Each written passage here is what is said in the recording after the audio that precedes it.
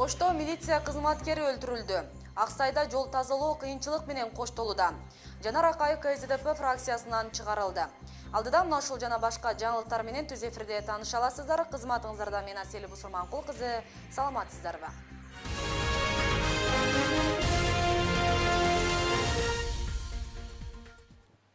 Ошто милиция кызматкери өлтүрүлдү. Шаардык ички иштер башкармалыгы кабарлагандай, Учар айылындагы Набережная көчөсүндө токтоп турган көк түстөгү Mitsubishi үлгүсүндөгү автоунаанын ичинен 44 жаштагы Тайырбек Уларовдун жансыз денеси табылган.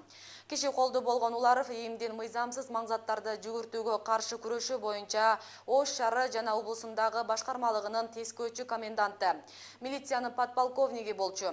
Окуя 23 мартта катталган. Алгачкы тергөөнүн маалыматына караганда, кызматкер башынын арткы тарабынан оор нерсе менен урулуп соккудан каза болгон. Учурда бул факты боюнча экспертиза дайындалып, адам өлтүрүү беренеси менен иш козголду.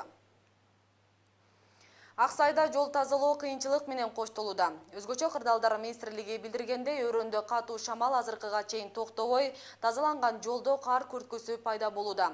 Бүгүнкү күндө Тору-Карт-Көккү якында жолунун 115-чакырымы тазаланды. Бирок иш кыйынчылык менен жүрүүдө. Себеби техникалар бир тилкени тазалап, кийинки орунга барганда катуу шамалдын кесепетинен кайра эле кар күрткүсү пайда болуп жатат деп айтылат маалыматта. Эске салсак, кече 23 мартта Аксай өрөөнүнө гуманитардык жардам жеткирилген.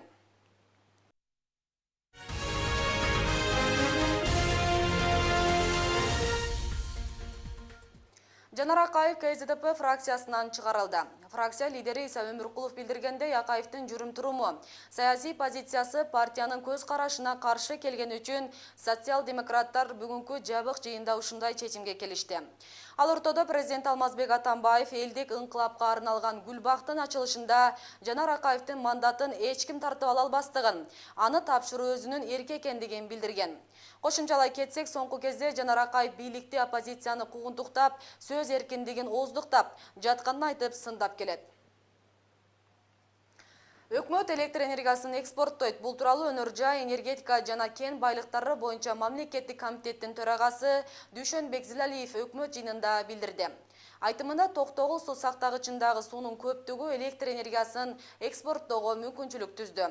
Зилалиев учурда электр энергиясын сыртка сатуунун шарттары сүйлөшүлүп жатканын кошумчалады. Учурда токтогул суу сактагычында суунун көлөмү 12 миллиард 908 миллион куб метрди түзөт.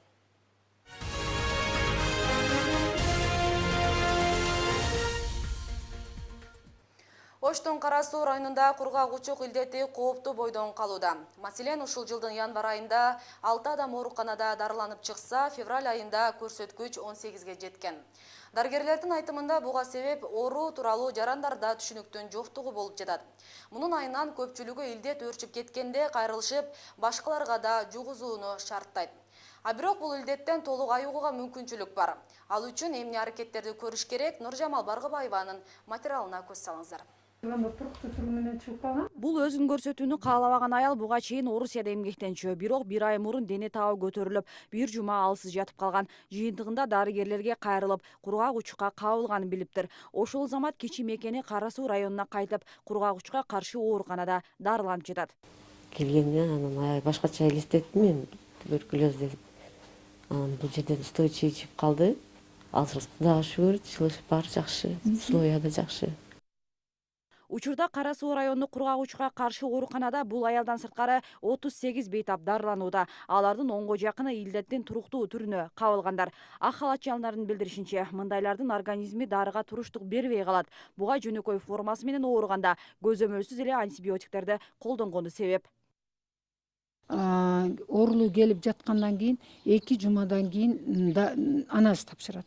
Анализи таза чыга турган болсо дагы 2 жума турат, тапшырат. Анализи таза чыга турган болсо биз аны выпускага даярдап үйүнө чыгарабыз. Өкүндүргөнү кургак учук боюнча көпчүлүк жарандарда түшүнүк жок. Ал эми айрымдары кургак учукту кооптуу оору катары эсептеп, убагында дарылануудан баш тартып коюшат. Мындай бейкапарлык дартты күчөтүп, башкаларга дагы жугузууга алып келет. А бирок кургак учуктан толук айыгууга мүмкүн. Болгону иммунитетти чыңдап, витаминдерге бай тамактарды пайдалануу зарыл.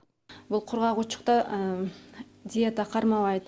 Диета кармабаш керек болгону ошол таза абада көбүрөөк жүрүш керек, анан коомдуу жайларда азыраак басыш керек.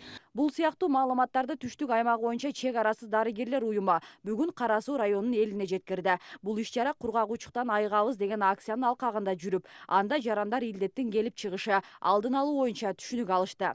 Белгилей кетсек, кургагучук аба аркылуу жугуучу дарт ал узак убакытка чейин жөтөлтүү менен кадимки сасык тумоо сыяктуу башталат. That means that Биз элдерге кургагучуктан айыкса болот деп айтып атабыз. Адам бул илдет тууралуу көбүрөөк билсе түшүнүк алат. Ошондой эле медициналык кароодон өтүп тургула дейт элек. Акциянын алкагында дарт тууралуу китепчелер дагы таркатылып, адистер менен суроо жооптор болду. Эске сала кетсек, жыл сайын 24 март кургагучукка каршы күрөшүү күнү катары белгиленип келет. Нуржамал Баргыбаева, Арген Калбек уулу, Ынтымак.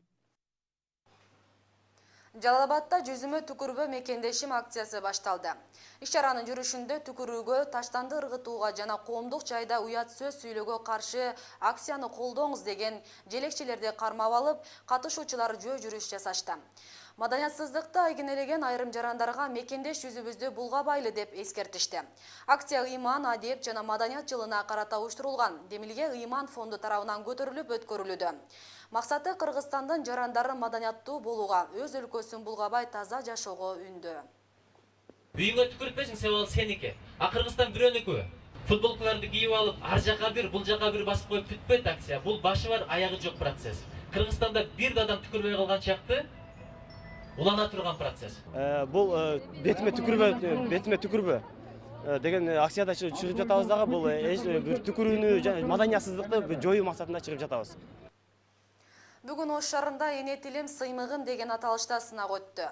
Ага Ош облусунун 7 районунан жана Өзгөн шаарынан 5-7, 9 класстын окуучулары 30 жашка чейинки жаш мугалимдери катышты. Сынактын шарты боюнча катышуучулар бирден чыгарманы көркөм окуп, калыстар тарабынан берилген теманы чечмелеп айтып берүүсү кажет. Иш-чара ыйман, адеп жана маданият жылына карата Ош билим берүү институту тарабынан уюштурулду. Максаты окуучу жана окутуучулардын сүйлөө маданиятын көтөрүү, адептүүлүккө, маданияттуулукка тарбиялоо болуп саналат. Соңунда жеңүүчүлөргө 1-2, 3 даражадагы мактоо баракчалары жана кызыктыруучу белектер тапшырылды. Атайын пландаштырылган облустук сынак жобосу иштелип чыгып, бардык район шаардык билим берүү бөлүмдөрүнө жеткирилген. Бул сынак буга чейин мектептерде өткөрүлдү, райондук билим берүү бөлүмдөрүндө өткөрүлүп, анда эң мыкты деп табылган катышуучуларды бүгүнкү күндө облустук турга катышып жатышат. Мына ушу менен кабарлардын күндүзгү чыгарылышы жыйынтыкталат. Ушул жана башка жаңылыктар биздин сайтка да жайгаштырылды. Ал үчүн Ынтымак чекиткечи сайтына баш багыңыздар.